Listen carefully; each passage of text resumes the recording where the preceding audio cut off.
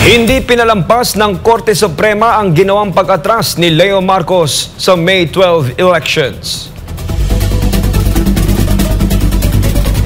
Matatandaan na nagpalabas ng Temporary Restraining Order o TRO noong Enero 21 ngayong taon ang kataas-taasang hukuman laban sa Commission on Elections o COMELEC para makatakbo si Leo Marcos sa eleksyon kasunod ng kanyang apela sa korte.